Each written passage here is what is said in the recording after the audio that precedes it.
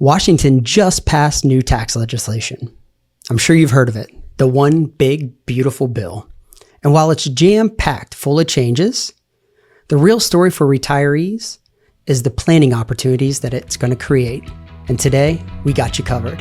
All coming up on Retire Smarter.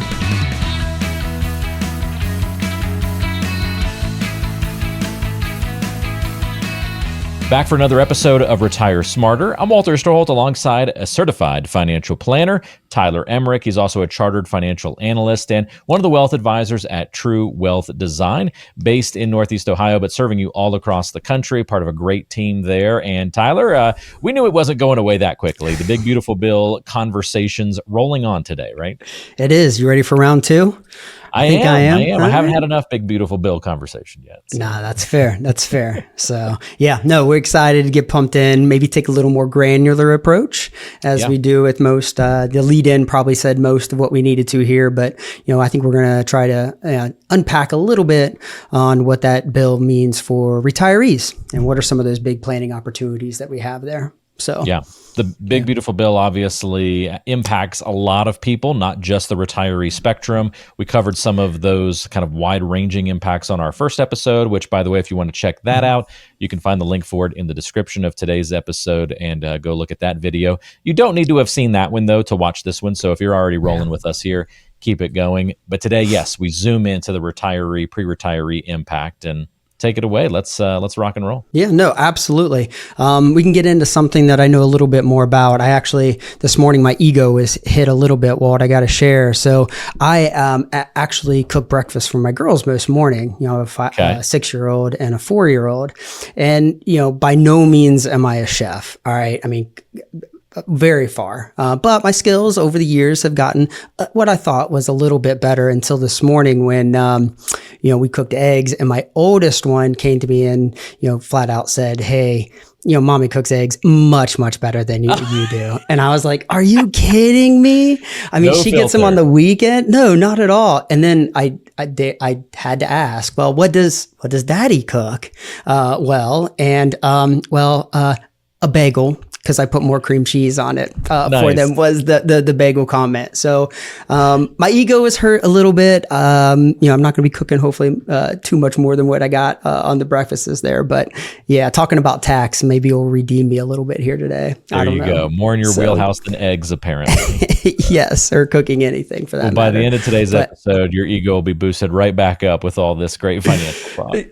All right, fair enough. No, I'll take it. Just to kind of maybe outline the podcast a little bit, we'll start with charitable giving, and then we'll move on to those individuals or listeners that might be thinking about early retirement, like pre-65, and some of the healthcare changes there. And then we'll finish up with maybe something that's a little bit more broad that should be applicable to just about everybody. And that's more along the lines of those famous Roth conversions. I'm sure a lot of the listeners are doing them, have done them in the past, and if not, certainly have probably considered them.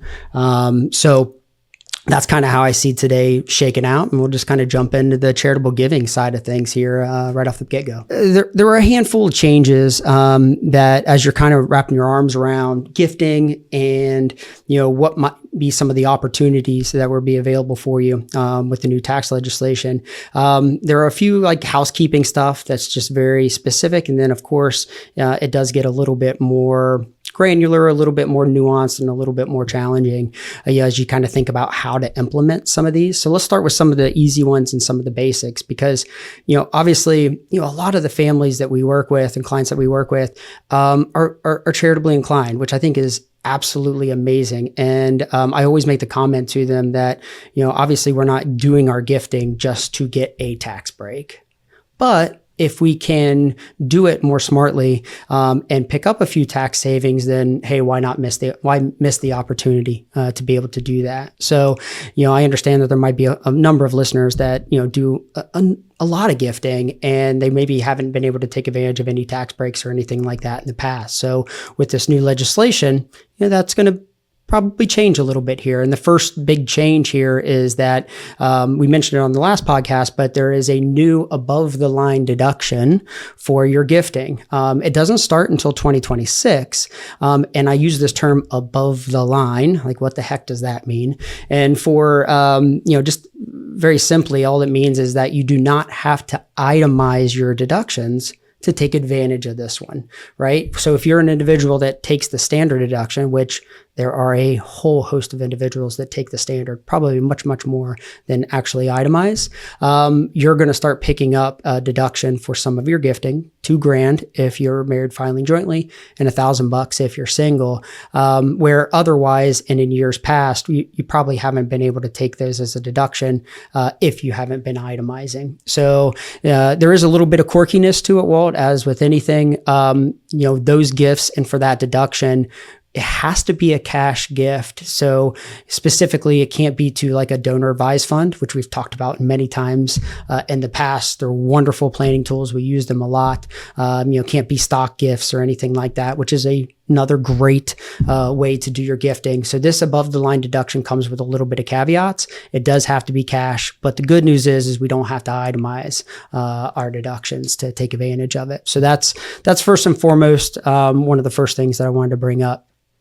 Now, as we kind of peel back the onion a little bit on the gifting, now we want to get a little more granular on, what if you are one of those individuals that itemize on your deductions? Or better yet, what if you're one of those individuals that are close to itemizing? Like, hey, you got some deductions, right? SALT deductions may be a little higher, which we'll touch on. Maybe you have some mortgage interest.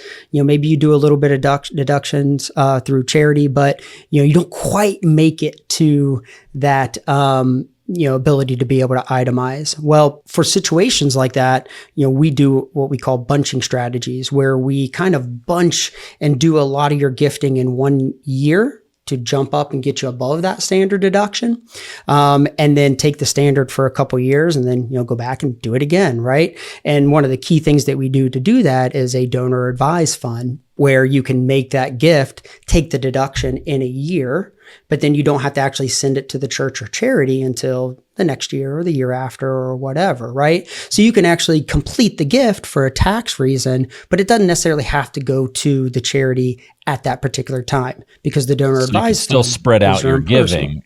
You can. Okay. Yeah. So it's a tool that we've been using for a number of years, really since the TCJA, the last tax legislation that passed. And you're talking some real savings here, if you're able to manage it and it works within your gifting strategy. So for individuals that are doing that, or individuals that are itemizing, starting in 2026, there's actually a new charitable deduction floor. So what that means is that if you are itemizing and you're doing those charitable deductions or gifting, essentially they're going to take 0.5% of your adjusted gross income, and that you're not going to be able to deduct that amount. So let's run through the numbers and give you a little bit of an example, right? So if an individual if a family has AGI of $200,000, so AGI, adjusted gross income, it's a line item right on your 1040. So if you pull out your old tax forms, you look down the lines, you'll see one that says adjusted gross income. They'll take that number, 0.5% of it. So if you made $200,000, that's $1,000, 0.5%. So essentially, if you did $20,000 of gifting, that $1,000 is a floor and you don't get to deduct it. So they're taking some opportunity away come 2026 for those individuals that maybe were looking to do that bunching strategy where they do a bunch of gifting come next year. That might be something that would, bring up your gifting and make you maybe want to start doing that a year early, because in 2025, we don't have that same floor. So as your income gets higher, that floor gets higher, and that eats into some of what you're able to deduct as you're thinking about that gifting. So that's a little nuanced one. But if you're sitting here listening going, ooh, I was planning on funding a donor advised fund come next year, hey, that might be something we want to expedite and maybe move up to 2025. Because you think about another big change with the tax laws is we extended out the lower rates. Right, Walt? So, really you think about those deductions, as long as your income is staying the same through 25 and 2026, and you're falling in the same marginal tax bracket, well, there's probably not too much of a difference there from a true tax savings whether you do the gift this year or you do it next year. Because, if you're in the 24% marginal rate this year and your income is going to stay the same, you'll be into it again come next year. We originally thought it would be about 3% more across the board, right? So that's another one of those big nuance change. But, I think this new floor to the charitable deductions is going to rear its head. It's not a ton. It's a little nuanced, right? Well, but it's certainly something to be mindful of as you're thinking about that gifting strategy and how you're outlining it. How does that relate to the first point that you made about the non-itemized above the line deduction? Does that floor still apply in that case as well, or are these two kind of working differently? They work differently. Yep. So two separate deductions. Because again, to your point, right? The above the line where we don't have to itemize, we can still take the standard. That $1,000 deduction for single, $2,000 for joint, that's still there. No floor there. You can take it. This floor would only apply if you actually itemize your deductions. Your state and local taxes, your mortgage interest. And then, of course, your gifting are probably the big ones that most families have. So that floor only applies in that case of it being an itemized deduction. But you think about the timing here, Walt, there's some considerations here too, right? Because, a lot of times when we use those donor advised funds and we use the bunching strategy and we maybe do 2 or 3 years worth of gifts to that account, the donor advised fund. Well, now the thing is are you going to give up that above the line deduction come 2026? Because, all your gifting in 2026 would come from the donor advised fund, right? So there's a little nuances there of like a give and a take on, well, hey, how do we maybe maximize it and how do we help make some of those decisions and, do it in the most efficient way possible? I'll go back and say it again. Hey, we don't gift for a tax deduction, right? But well, hey, if we can do it more efficiently and it works within it, hey, why not take advantage of it and do it? Yeah, I would imagine you've got a lot of clients who they're deciding their gifting and their charitable giving, and then it's not that you're not being proactive about some of this tax planning, but some of this is in the spirit of retroactively saying, okay, now that this is how you're giving or want to give, these are your goals, here's the most efficient way you can do it. So that's the order it's typically going in. And so if there's a little inefficiency, it's okay because it's in the spirit of the right order there. You got it. Yeah. Well, and two, you look back, the families that typically do that gifting, it is pretty recurring, right? It's pretty consistent. They seem to settle into a nice rhythm when they do it and, have certain goals that they want to accomplish. And, certainly retirement can change that. So we need to be mindful of that. Obviously, there's other ways that we can do efficient gifting. You think about those famous QCDs, qualified charitable distributions, those, start once you turn 70 and a half. So we want to be mindful of like the sizing on a bunching strategy or, contributing money to a donor advised fund, all these little nuances that the new legislation's kind of throwing our way too, and just making sure that we're not losing sight of it. And the other thing with gifting too, that I want to, maybe close it out on is that there's probably going to be a more opportunity for families to do itemizing and actually gifting because the changes to the SALT deduction. When you start adding up the itemized deductions and what you can take, the big ones are gifting, maybe your mortgage interest, and then this SALT deduction, which stands for state and local taxes. Now, it used to be capped, Walt. It used to be capped at $10,000. So if you have a high income, you could be paying more in state taxes than $10,000. Think about your property taxes that you pay. In Ohio, Walt, we got they're pretty high. We got families paying $5,000, $10,000 in property taxes, if not more. And all that lumps into this one number for the SALT deduction. And it used to be capped at $10,000. Well, with the new legislation, they actually increased that all the way up to $40,000 is the new cap. There's some income limitations on there, right? For families basically making less than $500,000 a year, they're going to be fine and maybe be able to deduct up to that $40,000 number. And that does increase in 2026 and goes up to $40,400. And then from 27 to 29, it goes up 1% per year. But the gist is, hey, that SALT deduction was capped at 10K. Now its cap is 40. So you think about this hurdle that we need to get over for families before they actually start to itemize. Well, that might get a little easier for those of you that maybe you're gifting a few $1,000s a year, but you were so far away from the standard deduction that you didn't even keep track of it or didn't even consider it. Well, if we start and account for this increased SALT deduction, Well, now you might be closer to the standard, and it might make some of these bunching strategies or a donor advised fund much, much more applicable than maybe what it was in the past, right? So I think it is going to really open the door. And, if you're listening and you're talking to your CPA or you're talking to your financial advisor, this probably should be on the docket. If you're gifting, $3,000 to $5,000 a year, that's probably the start of where it would, start to be thinking about, all right, hey, and then how does this SALT deduction going to impact my itemized deductions, and how can I use that, and maybe is this year going to be a year where we should maybe look at a donor advised fund or something like that. So a lot of fun stuff as you think about gifting, and if you can take advantage of it. I think these three things, right? The above the line deduction, hey, that's for everybody, that's simple. If you weren't keeping track of your gifting because you never itemized, well, starting in 2026 you should. You got this new charitable deduction floor, which is going to take a little away come 2026. And then the SALT deduction increasing certainly is going to open the door for maybe some families that weren't considering it. So all fun stuff. I mean, obviously gifting is great. It always amazes me the amount of families that are charitably inclined and how important it is and what they give to. And it's one of the fun conversations, obviously, we get to have as an advisor. So anytime I can kind of drive that conversation, learn a little bit more about the why, and then, hey, if we have an opportunity here, all the better. What would your life look like if you designed it around your true wealth? It's a powerful question, and one that True Wealth Design helps individuals, families, and business owners answer every day. With a fully integrated approach to financial planning, tax strategy, investments, and business advisory, their team can bring clarity and confidence to every part of your financial life. Take the first step toward a stronger financial future with a no-cost, no-obligation discovery meeting. Just click the link in today's show description to get started. Yeah, fun part of the planning process. Moral of the story to me sounds too like more people may want to consider moving away from the standardized deduction into the itemized. Anybody that has found themselves on that cusp, there might be some compelling reasons for why they might go the itemized route now. You got it. No, absolutely. So now another big thing as we think about retiree planning that I hear all the time, and is, well, especially when we start talking about like, well, when do you plan to retire? What's that goal? How far do you want to work? And what's that target age for you? And I don't know how many times, families will come back and will say, well, 65, that's when I get Medicare. That's when we get that healthcare default date, situation. Right? It is. It's a big one. It is absolutely a big one. And, a lot of the good work that we do is kind of like opening up the idea that, hey, retirement before 65 is not only possible, but it can be really good and can certainly be managed.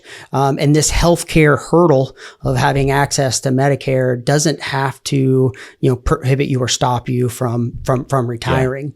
Do you see the situation also where it's the first spouse is hitting 65, and so then the younger spouse is like, well, sure, one of us has hit 65, but can I also now, walk away from work? And you got it. Oh, it comes up there, but Walt, it's even the flip, right? So it would be if like, hey, I'm the younger spouse, I'm going to retire, I'm out.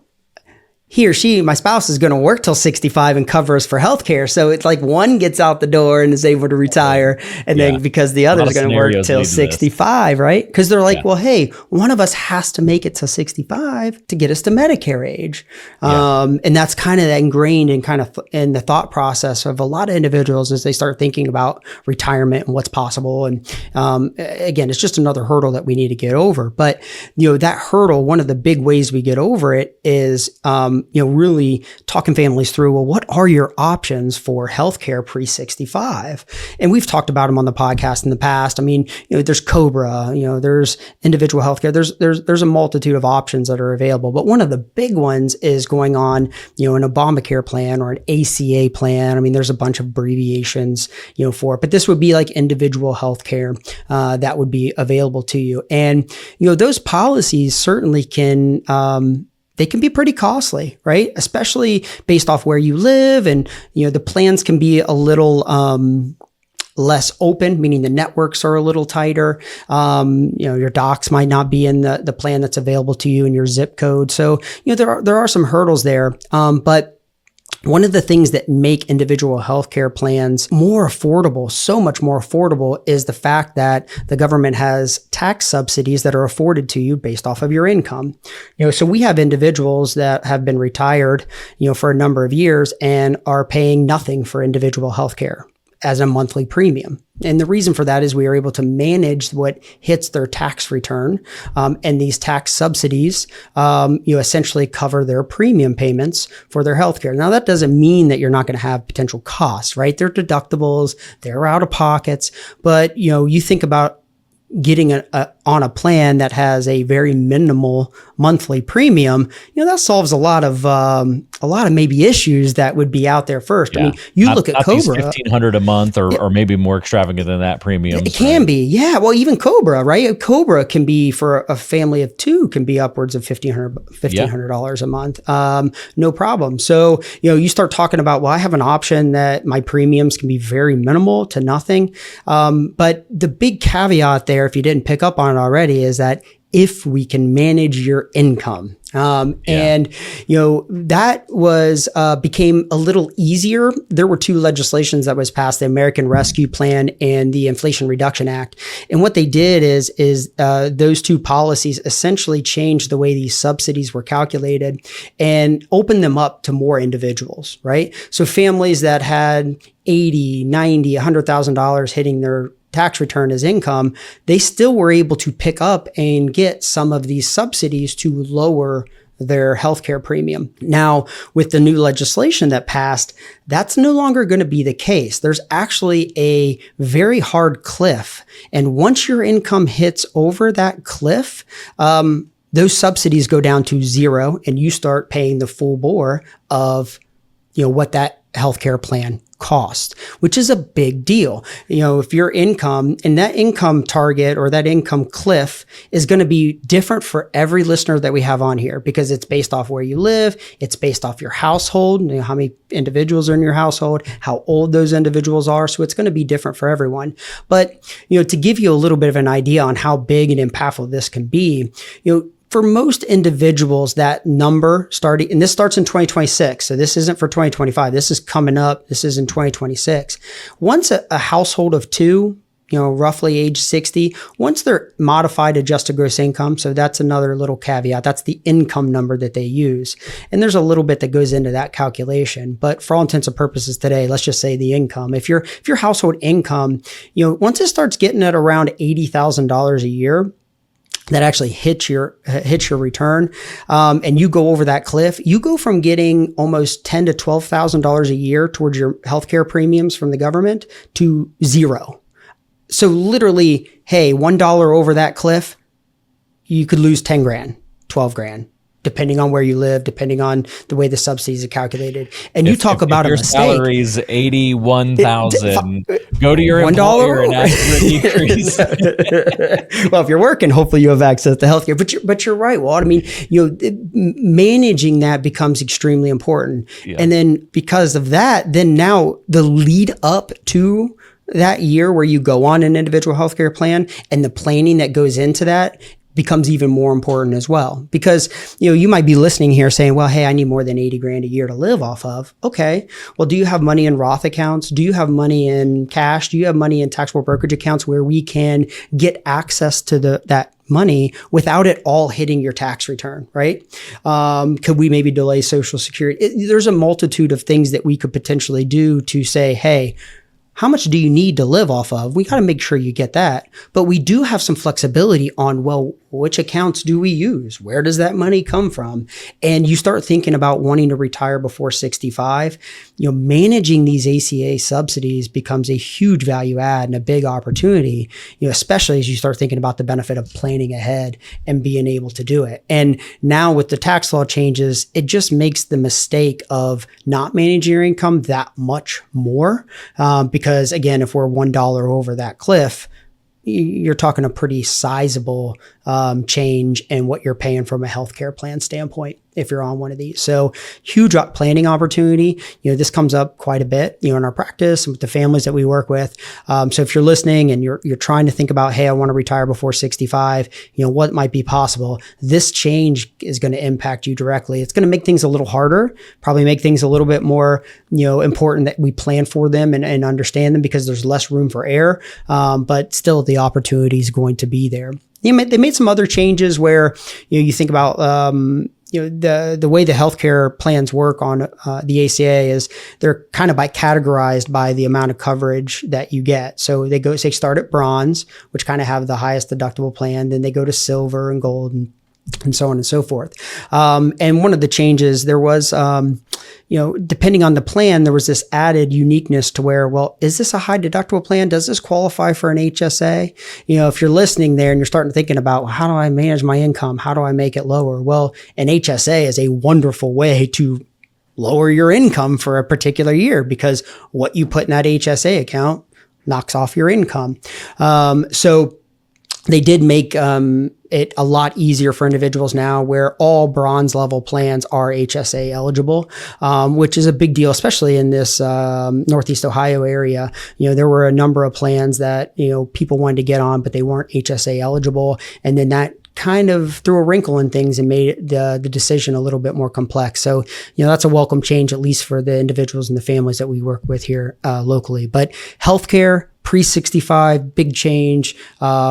Adding a little bit more complexity, adding a little bit more planning, but all in all, still has an opportunity. So if you're listening and you're thinking about retirement, you're not going to be 65. This is going to be a conversation that's going to be on the docket with the planner that you work with for sure. Yeah, great point. I still think the perfect healthcare plan, especially for people on the younger spectrum, is just a truly catastrophic plan, low premiums, low but high deductible, but a manageable deductible, right? But kind of in that middle ground where like, hey, if I get cancer, I'm not going to go into the poorhouse. I've got that. Sure. I've got Get that that top. coverage. I've got that ceiling. Adding an HSA onto that sounds like a perfect way to then sort of self-insure and self-save for any issues that do come up. But then you might go 3-4 years with nothing. You let that build. Then when you have the year where something happens, you use it. But oh, you hit the nail on the head. for some reason, we haven't on quite how to gotten use that perfect mix. But No, we have it. Hey, come on. They like to keep us employed, right? They want to make it they got to make it complicated. But you have options, I think, is the big thing, right? Well, you have options, like making sure you're talking at least to professionals. rolling in some other moving parts we can adjust to, right? Yep, absolutely. So I think we're about ready to bring it home here on the last one. So the last big one. So we talked about healthcare, right? We talked about gifting. You might be going, all right, hey, that's maybe not extremely applicable to me. So now we're going to hit one that should be applicable to just about everybody here listening or watching today. And this is your strategy around Roth conversions, right? So if you're listening, just to back up a little bit, a Roth conversion, simply put, is where you take money that's in a pre-tax retirement account and you move it to a Roth account because you want to pay taxes on it on that move. Now, there's a whole host of reasons as to why you might want to do that, but we're more going to talk about today the actual strategy behind it and some of the considerations. So one of the big changes with the bill was the new senior deduction that we talked about before, right? So this would be, for individuals that are over 65, you're picking up an extra $6,000 deduction on your tax return. Now, this is an above the line deduction. So again, you get it whether you take an itemized or you take the standard, which is great. But one little caveat that's snuck in there is that it is actually the amount that you get is going to be subject to your income. So the income number that they're looking at is this modified adjusted gross income. So again, a little bit of a calculation that's involved there. But once your modified adjusted gross income gets to a certain point, you actually start to give up some of that extra deduction. Okay. So for a single individual that starts at $75,000 and is fully phased out at $175,000 of modified AGI. And for those individuals listening that file jointly, that starts at $150,000 and goes up to $250,000 where it is completely phased out. The reduction. So this isn't the cliff like the healthcare one, but still a phase out period. It is correct. So it's gradual. It's about a 6% reduction for the income, each level or more income that you have. It's going to pull out about 6% or deduct 6% from the actual deduction itself. So when you think about a Roth conversion strategy, one of the first things we have to do is we have to identify, well, how high do we want to take your income? Certainly, we got to get you enough to spend, right? But we might want to take your income higher because, we pay favorable tax treatment, or maybe we're trying to plan for a big tax hit down the road. Maybe it's for estate planning. There's a whole host of reasons why you might want to take more income than what you're actually spending. These Roth conversions are how we potentially utilize that and fill up your income. Now, there used to be a big limit that we would pay attention to for all individuals over 65 that were on Medicare, and that is the infamous IRMA limit, to where if your income gets too high, you start paying more for your Part B premiums. And that limit was fairly high. Now we have a second limit that we need to pay attention to. So those individuals where your income target might have been up to the IRMA limit, which was around 212 for married filing jointly individuals. Now you have to decide, well, do I still want to take conversions and take my income up that high? Because we will start to lose that extra deduction, that $6,000 a piece for being over 65, because that starts at $150. So I do think that when you this year is going to be a big year to reevaluate that income planning and how aggressive that you get with your Roth conversions. Before we would, fill up the 22% tax bracket for a lot of families and go up to that IRMA limit because, tax rates were set to go up to 25%, 22 would go to 25, so on and so forth. So we looked at it as hey, you're paying 3% less than what we're expected to come 2026. So with the new tax legislation pushing out, making permanent really the lower tax rates, now you're not going to go to the 25% bracket, but there still could be a number of reasons as to why we would want to do a conversion within the 22. But we got this little extra caveat now to say, well, hey, how do we set that income target now? Do we want it to maybe be 150,000 of modified AGI for those couples that are both over 65 filing jointly? Or do we want to go slightly higher knowing that we're going to give up a little bit of that bonus deduction? So pretty unique. I mean, I think one of the biggest opportunities from a planning standpoint for retirees is managing your income.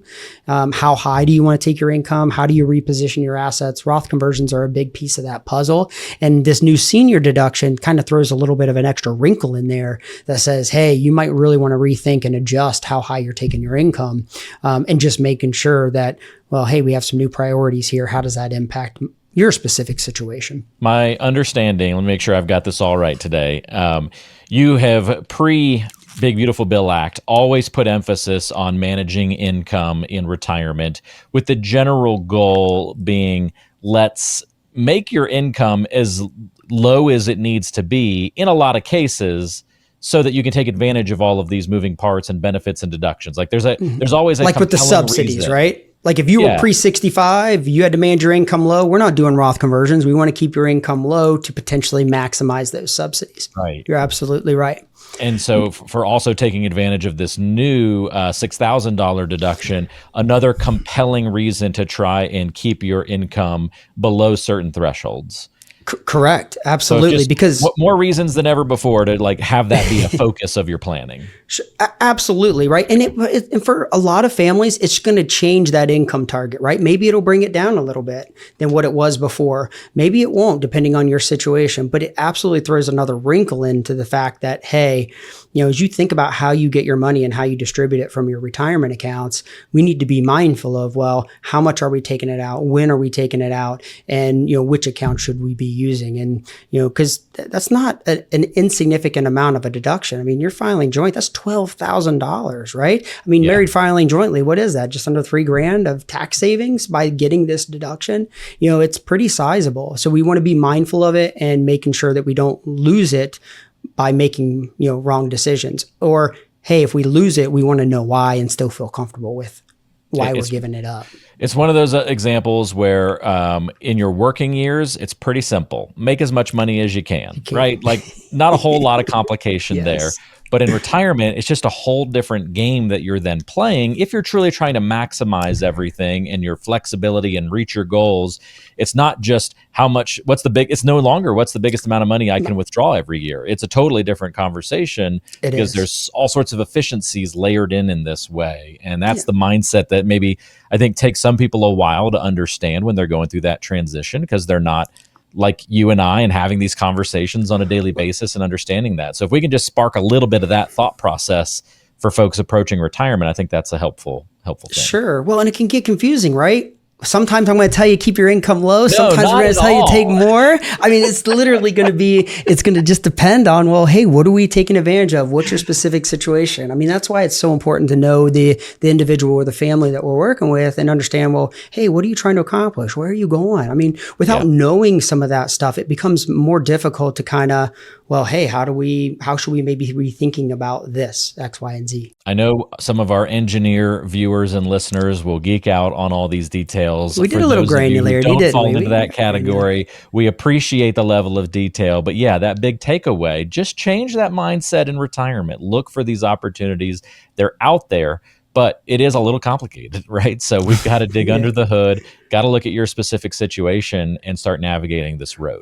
Not as complicated as fixing eggs, but certainly, can get perfect job bringing it all back around to the eggs. I love it. Yes, at least not for you. For your wife, that's a little. She's got it. She's got it down. Throw a little cottage cheese in there. I don't know. But to be fair, you mentioned it. She's weekend cooking. That's different than school day. She's a little more time. Cooking. Oh, thank you. A little more flexibility. Yeah, I'll take it. But yeah, I was this morning was rough. Good stuff. Well, hey, if you're looking to dive a little bit deeper under the hood of your financial plan, you want to get some more personalized advice, guidance, get somebody to walk through some of these things that we're talking about today. And we're just scratching that surface of one area or a couple of areas of financial planning. It obviously goes even deeper than this. This is the kind of comprehensive that Tyler, Kevin Kroski, the rest of the team at True Wealth Design are doing on a daily basis with their clients. If you'd like to see if you're a good fit to work with the team, it's very easy to do that. Just go to truewealthdesign.com. Click on the Let's Talk button and you can schedule a 20-minute discovery call. And again, that's going to let you talk to an experienced advisor on the team and see if you're a good fit to work with one another and then take the conversation from there. But it's really easy to get started. You can click the link that's in the description of today's show or just go straight to the website, truewealthdesign.com, and set up that time to visit. Tyler, thanks for walking us through everything today. Really appreciate it. Oh, no, absolutely. It was fun. We'll catch you on the next one. We'll see what you got for us next time around right here on Retire Smarter. Thanks for joining us, everybody. Information provided is for informational purposes only and does not constitute investment, tax, or legal advice. Information is obtained from sources that are deemed to be reliable, but their accurateness and completeness cannot be guaranteed. All performance reference is historical and not an indication of future results. Benchmark indices are hypothetical and do not include any investment fees.